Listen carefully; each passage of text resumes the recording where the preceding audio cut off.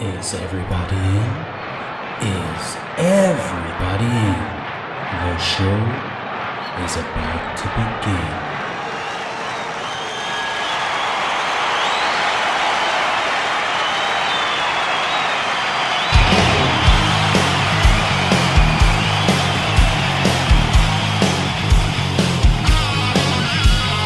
Welcome to the podcast, concerts that made us, interviews and stories, tales from the bus. We love taking you back to when it all went down. The greatest live shows and that cheering crowd sound. It's concerts that made us, concertsthatmadeus.com.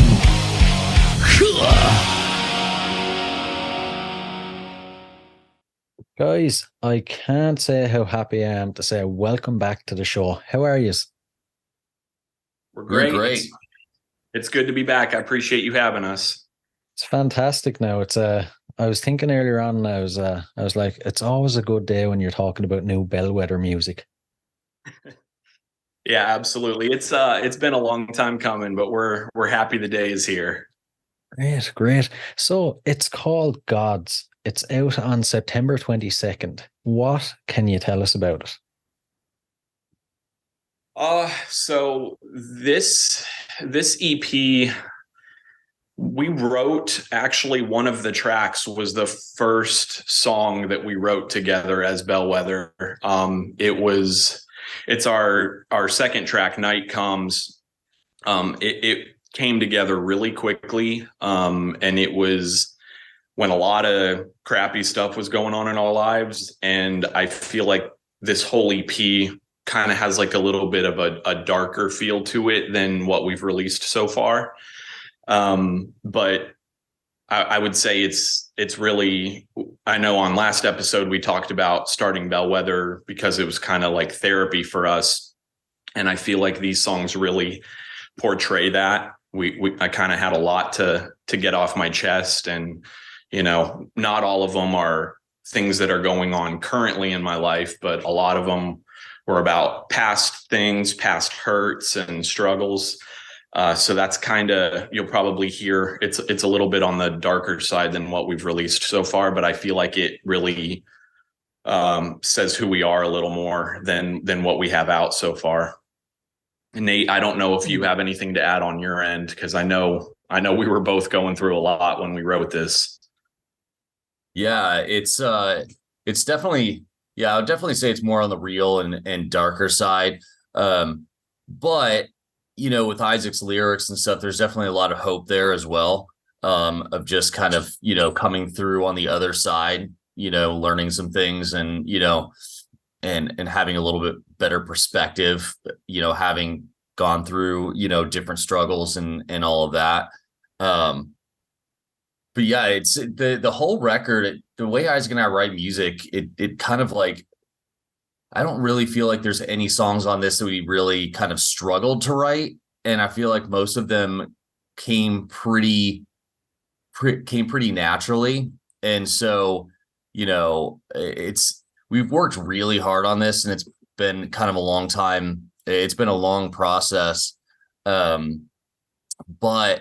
we're really happy with how everything came out, and just how even just the order of the songs and just how everything flows together as a whole record or as a whole EP. We couldn't be happier. And I know we talked about it last time, but we've said multiple times where we talk about, like, even if nobody likes this, you know what I mean? Which I hope that's not the case, but like, even if this is just for us, like, we are so proud of the music that we put together with the songs that we wrote, and just as just like a piece of work, we're just really, really proud of it. I just want to jump back to something Isaac said. Was it was the first song that you made together as Bellwether, and you were going through some tough times. You're obviously past the tough times now, but was there a fear of maybe, dragging up them feelings and getting kind of bogged down in that sort of situation or sort of feeling? Yeah, I mean, So my wife will tell you this if you ever talk to her. I'm not good at expressing my emotions. I'm not good about talking about my feelings, but something happens like when I play music, specifically when I play music with Nate, I just feel like I can be really honest and kind of get off my chest what I need to get off my chest. And I'm always a little fearful of putting that out to the world in case people, because I mean, a lot of the stuff I even sing about isn't specifically what I'm thinking in that moment or what I'm feeling, but it's just something I've needed to just get off my chest or something that I felt at a specific time in my life. So it is hard because all people hear is the song. So putting that out there is always a little nerve-wracking, but I felt like these songs needed to be done. I see. And how did you guys approach the recording process? Nate, you start the man on the Yeah, so the recording thing for me kind of became my COVID project. I was out of work because, during COVID, I mean, I'm a chef. That's what I do for money. I wish I did this for money, but so for about 7 months, I was out of work, living in my wife and I were living in my in-laws' basement. We got displaced from Boston and we moved back. I think we covered it the last time, but so we moved back to Atlanta, and that's when Isaac and I kind of reconnected on music and everything. And so my COVID project was basically building a recording studio in my house. And so, as you can see behind me, this is where I recorded literally like all the drums for the record. So, we moved and we have a new house, and I've got a new little room here and everything. But the recording has been something where Isaac and I start with, just like you would if you were all in the same room, all in the same place. We start with scratch guitars and, all that, to where I have something to play with. But I recorded all of the drums here, and then I sent them to Isaac, and then Isaac built all the tracks from there. So Isaac recorded the bass, the guitar, vocals, background vocals, synth, piano, all of that. And then we have a good friend in Boston named Rob Wu. He plays with a band called Mission to Sleep, and he he mixed and mastered our track Mild Hearts. And then we decided to work with him again for this full length. And so he kind of, on this project, became more of a producer. Isaac and I were somewhat like producing it ourselves, but he also kind of provided that third party. Here's the idea. Here's where we're at. Give us an objective opinion on, is this good? Is it? And the funny thing about, like, I wouldn't think anybody who's writing music would say that their music is boring, right? But when you're going through and you're recording something, you have to ask those questions of, okay, so we have all of these parts. We have a verse and a bridge and, whatever it is.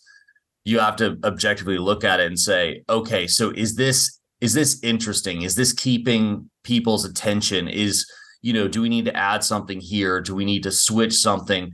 And honestly, sometimes it's like, okay, so we have a verse 2 and a verse 3. Should we flip those? And does that make more sense?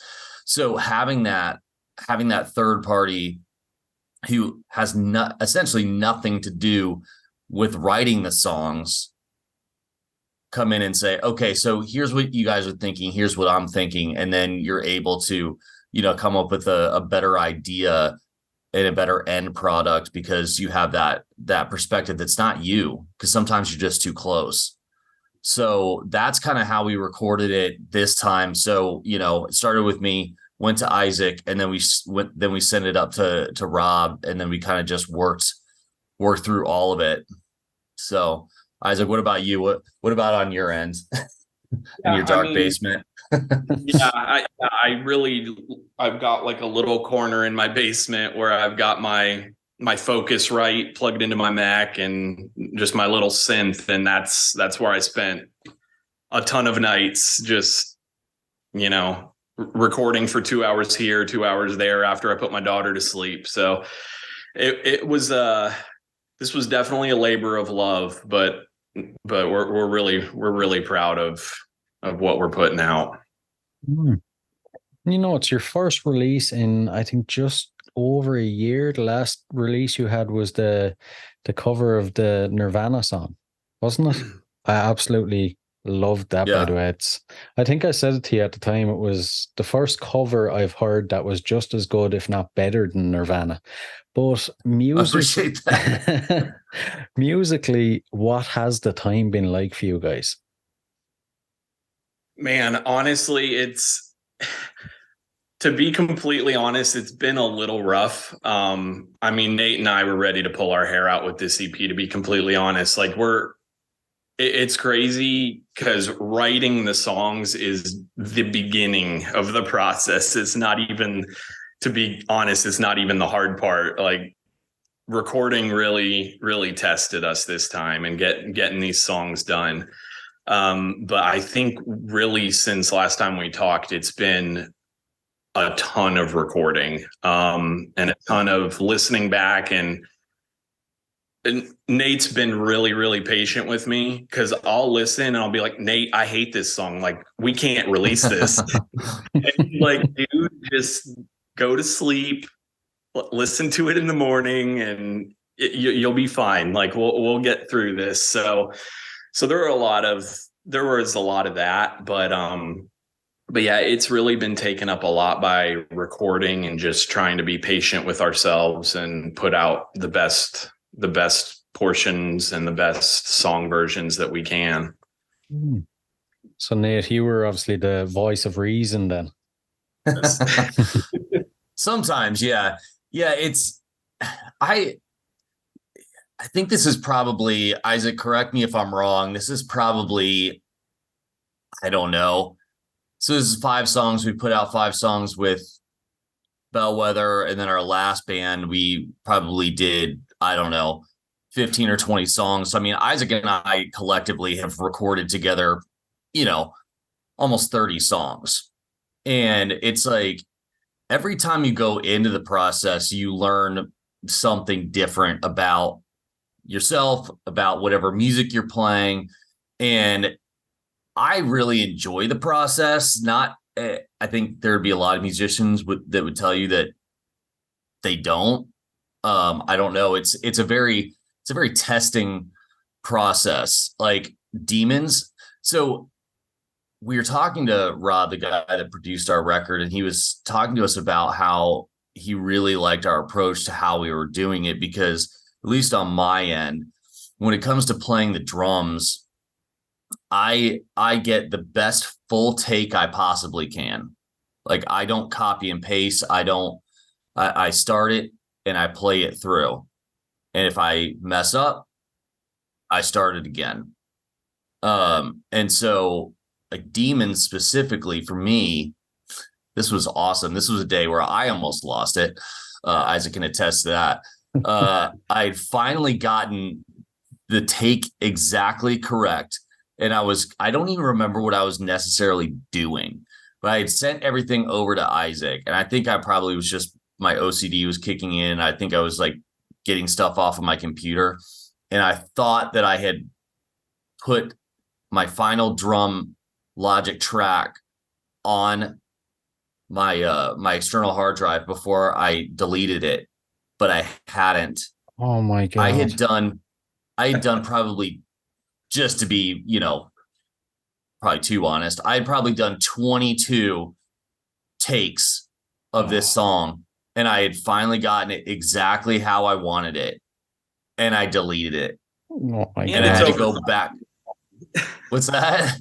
And it's over 5 minutes long. It's our longest song. Yeah. And the end is the most difficult part, recording wise, of the whole thing.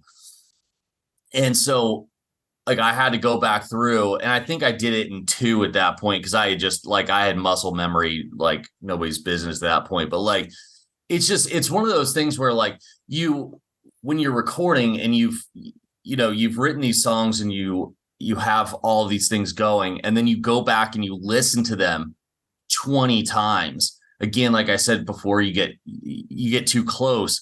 And that's like a lot of times some of the best things that you can do in any creative project is like sleep on it and come back. Because if you've listened to it, once, your ears are probably correct. 10th time, your ears are not correct. Like you have this like diminishing returns when you're listening to it, and you're not listening to it the same way you were the first time. So a lot of times it's about taking a break and not really trying to force it, and just giving yourself a breather, whether it's, on days where I was recording and I was really in it, I would stop. I would go take my dog for a walk. I would go for a run. I would, go to the store, whatever it was, take a break and then come back. And it was always better at that point than it was if I was just sitting there like take 10, frustrated, throwing drumsticks and, upset, so it's just recording is challenging because you think your take was good. And then you listen back, you're like, nope, let's do it again, Yeah. So yeah. it's definitely been a challenge. And doing it yourself is even more challenging because you're your own last line of defense, because you don't have somebody else, behind the glass kind of like really, really keeping you accountable. It's all you, or it's all your bandmate who, you send it to and you're like, yeah, that's you should probably hit that one again, So Right. And when it comes to releasing it, you're taking a very unconventional route. Well, unconventional these days anyway. You're not releasing singles. You're just releasing it all as one. Yeah, we had this conversation with each other because we didn't know what we were going to do. We were like, should we do an EP? Should we do a full length? Should we just release these songs separately? But I don't honestly remember, Nate, you might, but what kind of was our final decision on doing an EP? But I do feel like the album is still alive. A lot of my favorite bands release full length albums that I listen to from start to finish, and they're more of an experience than just a single. And I mean, I think another reason is I feel like it gives a little bit more legitimacy to a band if you have a collection of songs that kind of work together. And I feel like these songs needed to be together. I think that might have been one of the main things. They have a very similar theme to them. But Nate, yeah, I don't know if you remember exactly what made us fall on doing an EP, but that's kind of the approach I remember. Yeah, I think we have probably a total of probably 17 to 20 songs total. And when we were coming up to this process and we had, released a few things and, we were kind of figuring out what was next. We kind of, like Isaac said, we had some songs that kind of had similar themes. So these ones we decided to do Gods as an EP. And then we have another set of songs, which at some point we are going to start recording. We might need some rehab after this one. And then so we have a second half that's going to be called Idols. And it's basically going to be two halves of the same thing. So essentially we will have a full length that will kind of work together as kind of like two pieces, which, if maybe we can start saving now, we might be able to afford vinyl, in like 10 years.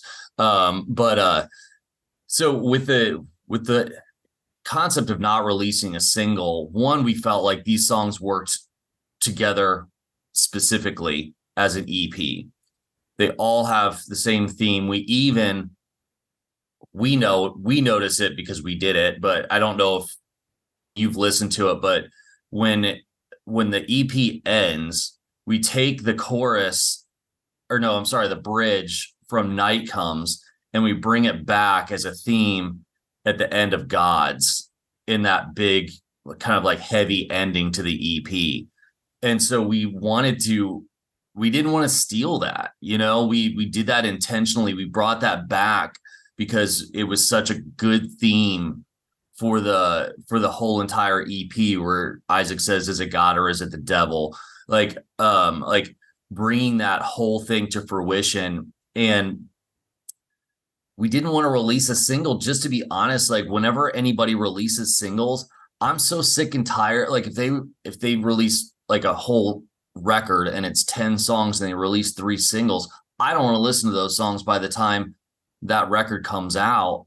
And then I can't actually enjoy that whole record as a piece of work, because I'm like, okay, so they released track 2 as a single and I listened to it 100 times already, so I'm going to skip that one. And we felt like it just kind of stole that enjoyment of, that newness of being able to, like, I know this is like old school, but like putting in a CD, sitting on the couch in front of a good pair of speakers and just like sitting down and just experiencing it from track 1 to track 5 and being able to say, man, that was really great. Like, the transitions were great. This song worked perfectly going into this song. And we spent a lot. Isaac, how many times did we go to Mazzy's drinking beer, trying to figure out what song was going to go into what song and what order it was going to be?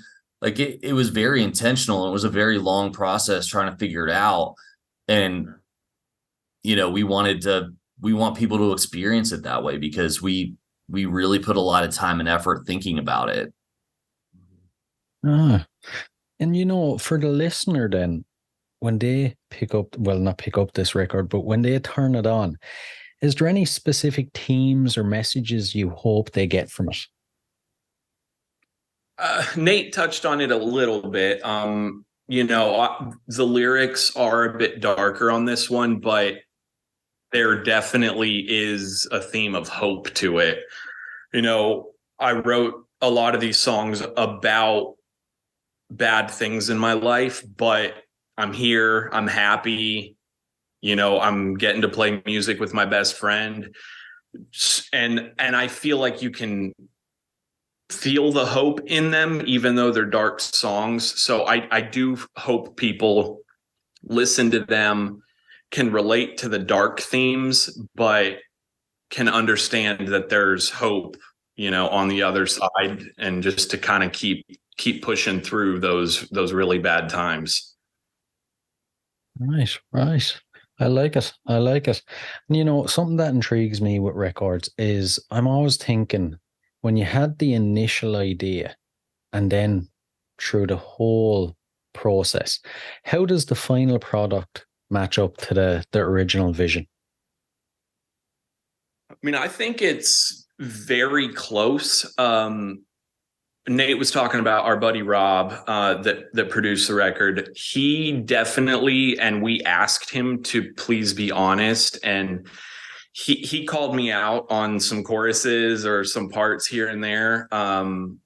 The chorus for Worlds Die Inside Us, the opening track, was completely different when we came into what we sent him. And he was like, the chorus is fine, but it doesn't hit me.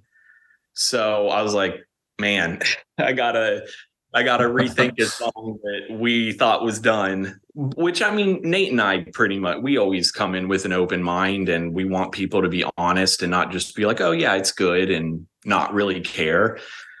But it still is really hard to get out of that mindset of, okay, this is the chorus, I need to completely forget everything I know and write a new chorus. So I think for that one, I just recorded the guitar and I listened to it in my car just over and over with just the guitar, and tried to listen to it with new ears and forget the old chorus. But I think it elevated the song. And most of the songs are pretty much exactly how we wrote, not exactly, but they're very similar to how we wrote them. And Rob is just really good at elevating them. Hmm. Yeah, because like I said before, it's like, you know, when you write something, you know, you have that third party to where somebody can say, hey, like, yeah, this is good, but I think it can be better. And that's also what can be really hard about recording, because anytime there's, in my opinion, there's two like specific difficult things about anything that you put out to the public and anything that you do creatively, because there's always a very, very personal element to it, because you're being vulnerable. And so when you come into the recording process and you're recording with somebody else, like I remember this, it wasn't this project, but it was a project that Isaac and I did before. Like we came in with the song to pre-production and we were super excited about it, and we played it and the guy was like, absolutely not. Oh man. He's like, yeah. It's like, absolutely not. I'm not putting that on the record. We're like, that's what? tough. We've been playing the song for 3 years. We loved it. It was great. You know, we thought it was great. All these things is like, in the current form, it's not going on the record. We literally, Isaac, I don't know if you remember that. We literally stayed in that studio until 1, 2, 3 o'clock in the morning and completely rewrote an entire song. And that next day, again, not this project, but that was one of the most difficult days for me as a musician in the studio the next day, because I had 3 years of muscle memory playing this song one way. And then overnight, I had to completely relearn the entire song and then actually play it to a click track and actually, you know, do it. Really difficult. Yeah. Back to my point. To be able to come in with something so personal as music and have somebody just go, sorry, like this isn't, like to Isaac's point, like, sorry, the chorus just isn't hitting me. Can you go ahead and like completely reimagine it and completely sing it a completely different way and come at it from a different angle? It's really difficult to do something like that. And then the second part is like, once it's out there and then people start having their critiques about what it is that you just poured yourself into it, you know, music is a vulnerable thing, and putting it out to the public and then, you know, having people hear it and listen to it and give their opinions on something that they have essentially nothing to do with. It's all of it's really difficult. It's really rewarding, and I really would not change any of it, you know, at all. But it's the songs are remotely, you know, the same as the original, but there's definitely parts where, you know, we go back and we're like, oh yeah, that was a cool idea. Or, you know, Isaac and I will, you know, just I remember on Night Comes, we were really, really struggling with the second verse, or I'm sorry, the third verse. We were really struggling with the third verse, because we were like, it's just kind of like the rest of it. You know, again, is it interesting? Is it moving? Is it, you know, keeping people's attention? And I was just like, I think I sent Isaac a text. I was like, all right, buddy, I got an idea. If it sucks, you got to let me know. And I set my drums up. I grabbed like a really small tom and I just basically overdubbed this thing and put tons of reverb on it and basically did this like Phil Collins-esque, you know, like tom part, and like built this, you know, this essentially beat, you know, this like really echoey, you know, drum beat thing. I sent it over and I'm like, this guy's going to think I'm awful. He's never going to like play in a band with me ever again, because I said this like janky like 80s Phil Collins, you know, terrible version of Phil Collins, In the Air Tonight drum fill thing. And then it ended up like, again, it started with this like really random idea, and then it went to Isaac and he's like, okay, great, well, let's do this. And then it went to Rob and he's like, yeah, I see what you're doing here, but let's do it this way. And now it's basically all three of us all collaborating on one verse, and it's great now. Like, it's super interesting. It comes together. It really brings the song together. It's kind of a, you know, weird element but in a good way on the record. But it was really three people coming together with one really weird idea I had at 1:00 in the afternoon on a Monday by myself in a room. Mm. You know what I mean? But I think that's the 10 seconds of music. We spent a ton of time on that part. yeah. hours on that part. But anyways, but that's kind of a testament to the process though, of where it's just like you have to come in with it's personal, right? Like there's that old saying, it's not business or it's not personal, it's business, right? But it's like you come into it going, okay, yeah, this is a really personal thing, but like I need to like let that go for a minute and be able to like embarrass myself of like thinking of a really terrible idea and just putting it out there to somebody I trust, like Isaac, and saying, look, this may suck really bad, but we probably can come up with something from it. I like it. I like it. And I love that we can, even the listeners now can see so much insights into the process. But the first thing I noticed when I listened to it was that, well, the first thing I said to myself was, holy crap, you guys have gone from here to up here. It's a massive sound, it's just massive and it's so noticeable. But personally, how do you guys think you've evolved as musicians since even we last spoke? I mean, Nate touched on it too. Like every recording process, you just learn so much about yourself. I'm not great at recording. I am impatient. I just want it done.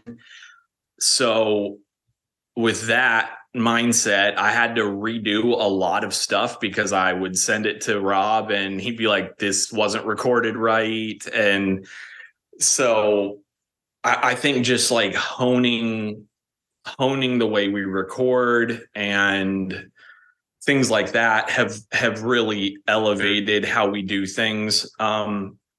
I feel like Nate constantly looks to improve his drum setup with mics and with just the way his brain works totally differently than mine, and that's a very good thing.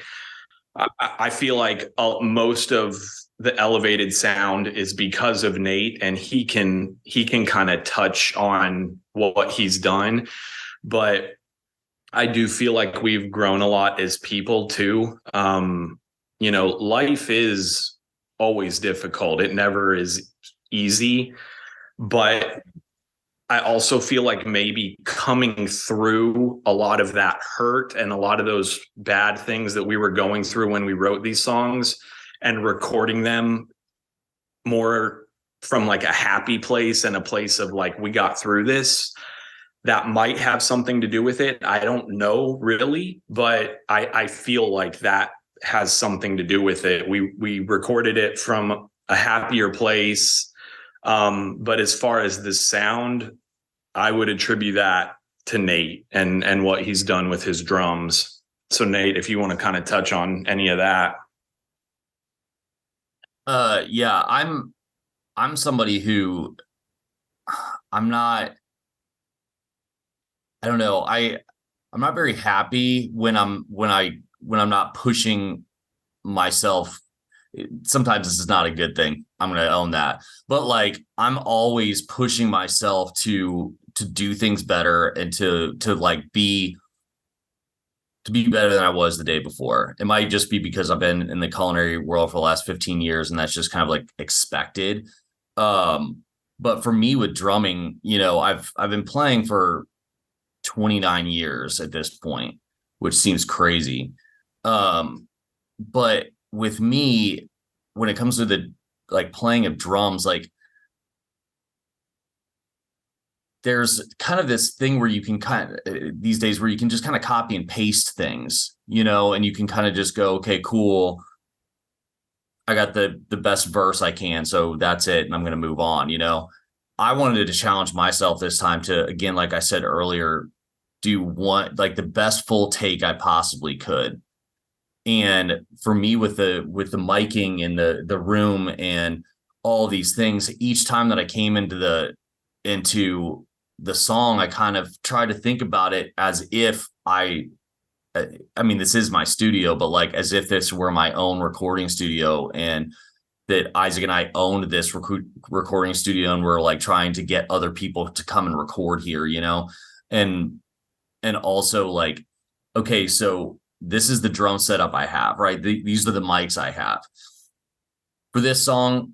What is it that we want it to sound like? With Worlds, it's a big song, there's a lot of guitars, there's, a lot of things happening. So like, how can I get the biggest drum sound? Like, I only have this room, you know what I mean? Like, I only have this square footage of this room. So how can I use the space that I have and the mics that I have as, limited or as cheap or as whatever as they are? What can I do to make this better? Because drumming is, it's a lot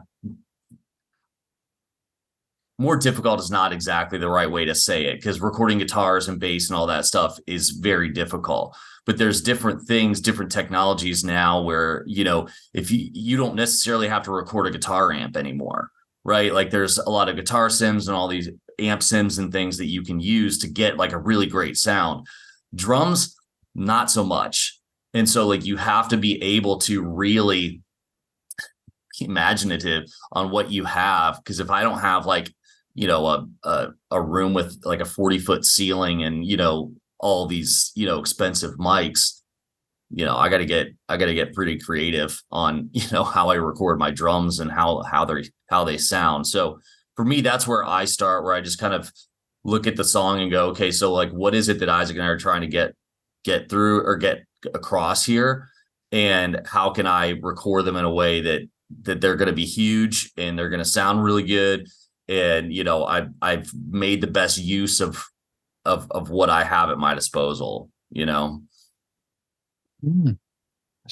see. And, I suppose time is starting to slip away from us. We better start talking a bit about concerts. So since we last spoke, how has gigging been? Have you played many gigs? Nate?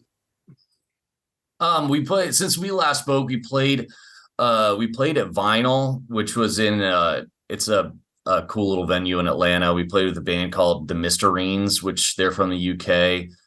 They're like doing huge things now.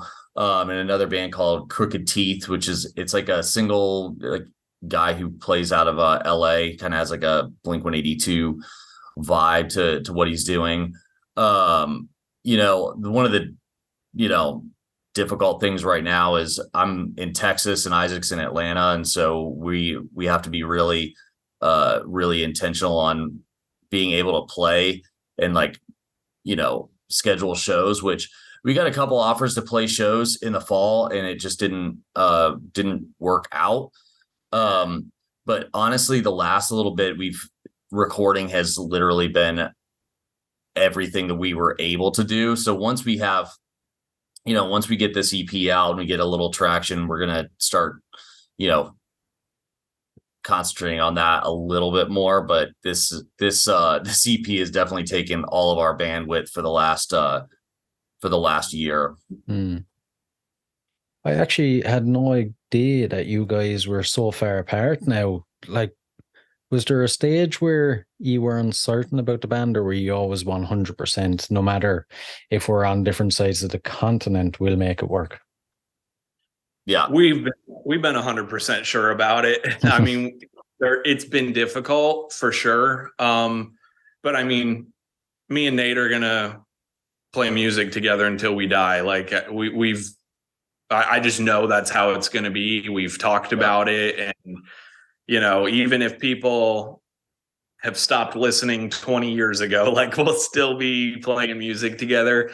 It sucks being so far apart, but we make it work. We talk every day and bounce ideas off each other. So I know that'll continue forever. Good. I'm glad to hear it. Very glad to hear it. And any great concerts that you've attended since? So it's good. My wife and I just went to since we're, kind of in the middle of the United States now, we went to Oklahoma City to go see Manchester Orchestra, Jimmy Eat World, and a band called Middle Kids. I don't know if you've heard of them. They're out of Australia, but they're a really cool indie rock band. But we had a blast. It was a great show. Right. I'll have to look into them now. And Manchester Orchestra is one that keeps popping up lately in interviews. I keep meaning to dive into them. They're amazing. Yeah, they're an Atlanta band as well. But they're incredible. And if you ever get a chance to see them live, definitely do it. Yeah, they're fantastic. Yeah, I got back last night from Boston. My wife and I flew up to Boston to see Death for Cutie and the Postal Service. They're doing a 20-year anniversary of transatlanticism and Give Up. And it was amazing. Had a great time. Oh, cool. And, in the period since your last release up to now, when you're not releasing music, you're not playing gigs, how are you staying connected with your fans? Yeah, this has definitely been a struggle for us. We talk about it a lot. Staying active on social media, it's difficult because we both have full-time jobs and families, and it's hard. We've talked about how we're not good at it and how we need to get better at it. So really just trying to stay active on social media is what we need to be doing and what we struggle with doing. But it's that constant battle of knowing what to post, knowing how to engage with people, keeping people's interest, because it's very easy for people to forget about you if you're not constantly, on social media posting stories. But yeah, we've been trying, and it's been difficult. I know that feeling all too well. I'm a third one that's not good at it at all. And I got so sick of actually fighting with the algorithms that I decided, you know what, this is my project. I'll do it my way. If I want to post, I'll post. If I don't, I don't. So for the last couple of months, I literally post when there's a new episode. And if a guest has new music coming out, I'll post about the new music, and that's it. There's no more kind of sitting around trying to think of anything to post that will get engagement. You know what I mean? Absolutely. It's hard. And you just I just feel like it's as intuitive as we're told it is. It's just all of it just feels really intangible. Like you really never know what actually works. You never know what people are actually seeing. And so at the end of it, I don't know. Maybe it was Dave Grohl who said it. Like, if you're doing something good and you're pouring your heart into it, people are going to find you. And so we're just going to put as much good music out as we can and promote it as much as we can, because we love it. And, if people are feeling it, they're going to tell their friends. We still try to find new music literally every day. We have a text thread with our friends that we send music every day. And so I just feel like social media is social media. It's never going to go away. It's just going to get worse. And I think it's about we're just trying to put out things that we truly believe in, and trying to, link ourselves with other people who also are, believing what we're doing and what they're doing. And so for us, it's just about, we want to connect with people, and we want people to connect with our music, and sometimes it's really difficult to figure out the best way to do that, Yeah, I hear that. All right. So looking to the future, how would you guys like to evolve? What will you be like in, say, 5 years' time?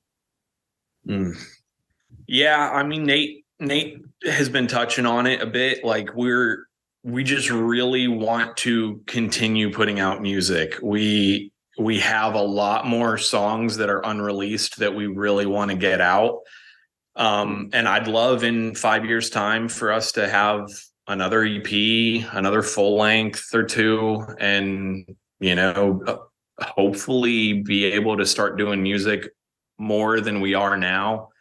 I mean, right now it's a hobby that we're paying for, which I wouldn't change it for the world, and we'll keep doing it forever. But it would be nice to be able to focus on it a little more. So that would really be my 5-year dream, is if we could really do it a lot more than we are now. Yeah, I would agree with that. I would really like for us to be able to, get to a point where we're, playing shows, and, I think there's a lot of bands who don't really have to do that, and they just, they kind of have a presence online. But I mean, this whole thing is called The Concerts That Made Us, right? Like, there's nothing better to me than going to a good show and, going and playing live. It's an absolute blast. Like, even, Isaac and I playing, in a dive bar in Atlanta with terrible sound, can't even hear each other, but, it's just, there's nothing better than that, And so I would like for us to be able to have that always be a part of what we're doing, regardless of whether we're, living in the same city or not, being able to really be able to play regularly and be able to, I being a chef is cool, and, makes me money and all that stuff. But I've always said that if I got the opportunity to play music for a living, I would drop it in a second and never look back, and I still truly believe that. And I would love to be able to do Bellwether for a living. That would legitimately be a dream come true. So in 5 years, it would be really cool if we could be able to, really, really actually do this and be able to function this way. That might be a pipe dream or whatever, but I would really like to just put it out there, and just see if we can make it a reality, Yeah. Well, you know what? I'm putting it down right here. In exactly 5 years' time, you guys are coming back onto the podcast to tell me the dates that you're playing on your tour. All right. Yeah, I love it. And we'll be back. We'll always be back. It's always good talking to you. And I suppose we'll dive into the last couple of questions. So I asked you these the last time, I think, but I'm intrigued to see if your answers have changed. So if you could see any musician for one night only in concert, who would it be? I think mine's the same. I don't 100% remember what I said, but it would be Queen. Like, that's my answer. I think that was probably my answer before, but that's definitely still how I feel. I don't remember what my answer was last time. I probably should have gone back and listened to it. Well, I think I'm going to say one that is still actually possible for me to see that I haven't been able to see yet, and that would be like the Smashing Pumpkins and Billy Corgan. That would be that's one band that I missed twice in my life, and I haven't again, and it's not exactly the original lineup, but it's like 75% of the original lineup these days. So I think that would be super cool. Yeah, definitely. I'd love that myself. And if you had to be locked in a room with any musician from history for 24 hours, who would it be? Shocker, mine's Freddie Mercury. Never would have guessed. Yeah, man, his approach to music was unlike anything I've seen. It just someone that got it, was born to play music, and his mind, I just feel like, worked in ways that most musicians don't. I would love to just see it in action. Yeah. I'll go with a different answer because I'm pretty sure the last time I said Dave Grohl, which I still would like to go. I still like to meet him and be in a room with him because I think that would just be awesome. But I think my updated answer probably would be, he's a drummer. He's my favorite drummer on the planet. There's a guy named Steve Jordan, and he's played for a lot of people, but he's playing with the Rolling Stones right now. He's played with John Mayer. He's played with a lot of people. Like, his drumming style is not the same as mine, but his approach to music and recording, similarly to what Isaac's talking about, like his brain just works differently than mine. I would love for my brain to work like his, but anyway, but he's also a producer, and he also records people, and he also does a lot of things that are on the different side of drumming, because a lot of times drumming can just be just like, okay, cool, so I recorded my parts and that's it, but he's more involved in the full process of recording and producing and all these things. So I would love to be able to be in a room with him and have him show me how he gets his sounds and how he plays his drums and how he thinks about things. It would be incredible. That'd be a really good one, actually. Yeah. And the final one. So what song would appear on the soundtrack to your life? Ooh, I would have to say "DeGosser" by Brand New. It's probably my favorite song ever written. At least like a little more modern. But I would have to say that song. Good choice. Good choice. Mine, even though like it's not necessarily like a depressing theme, but like, because my life's not necessarily depressing, but song 23 by Jimmy Eat World. It's one of my favorite songs of all time, and it's just like it maybe just be fresh in my mind because we just saw them a couple weeks ago, and I got to watch them play it for the first time in like 16 years, and it was just kind of a otherworldly spiritual experience. But yeah, I'd have to say 23 by Jimmy Eat World. So just an epic song. Great choices. Great ones. And before I let you go then, is there any future plans set in stone you want to mention? I think just like Nate was saying, what we're trying to do is release kind of like a second half of another EP called Idols, and we're trying to combine it into one work and hopefully release it on vinyl. So right now that's just a dream because a lot of work has to be done before then. But I would say that is set in stone. I don't know how long it's going to take. Hopefully it doesn't take forever, but that's what we are shooting for right now. Brilliant. I like it. I'll definitely have to order one of them vinyls whenever they come out. We'll keep you posted. Yeah. Listen, guys, it's always a pleasure, and I can't wait for the next time. We appreciate you always. It's always great talking to you. Hey, thanks, Brian. Thanks for always giving us a spot to talk,